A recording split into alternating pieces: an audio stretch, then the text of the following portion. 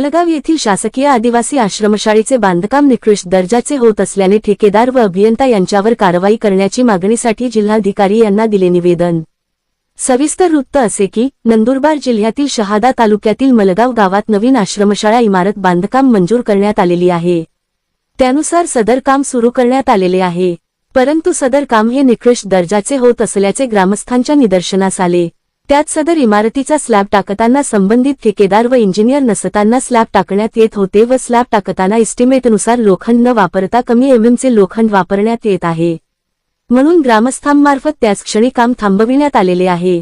कारण अशा निकृष्ट दर्जाचे सुरू असलेल्या कामामुळे शासकीय आश्रमशाळेतील आदिवासी विद्यार्थ्यांच्या जीवितास भविष्यात धोका असल्याने ग्रामस्थांनी विद्यार्थ्यांचे हित जोपासता काम थांबविण्यात आलेले आहे।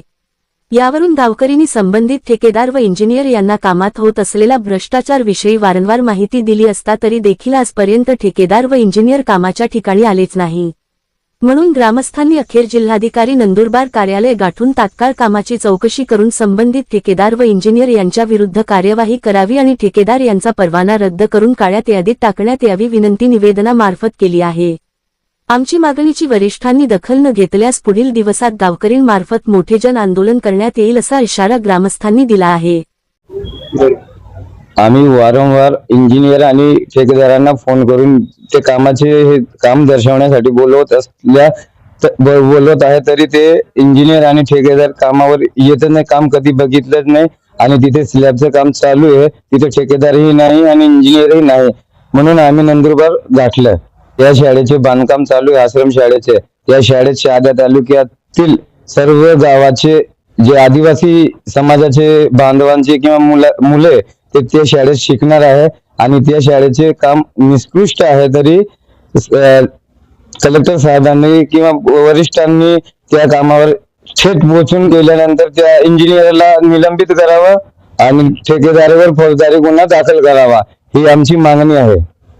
काम चालू आहे, त्या बांधकामात निकृष्ट दर्जाचे बांधकाम चालू आहे।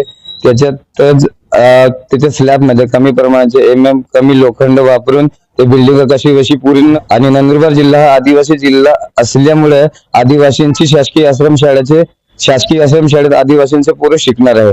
याच्यात काय ठेकेदाराचे पोरं, काय कुठले पुढाऱ्यांचे पोरं, काही पैसेवाल्यांचे पोरं शिकणार नाही, तिथे आदिवासींची पोरं शिकणार आहे। त्या आदिवासींचे पोरांचे जीवितास हानी पुढे होऊ नये यासाठी आम्ही कलेक्टर साहेबांना नंदुरबार येथे येऊन अर्ज, शासनाने या बाबतीत दखल घेतली नाही तर आम्ही पूर्ण गावकरी मिळून उपोषणाला बसू।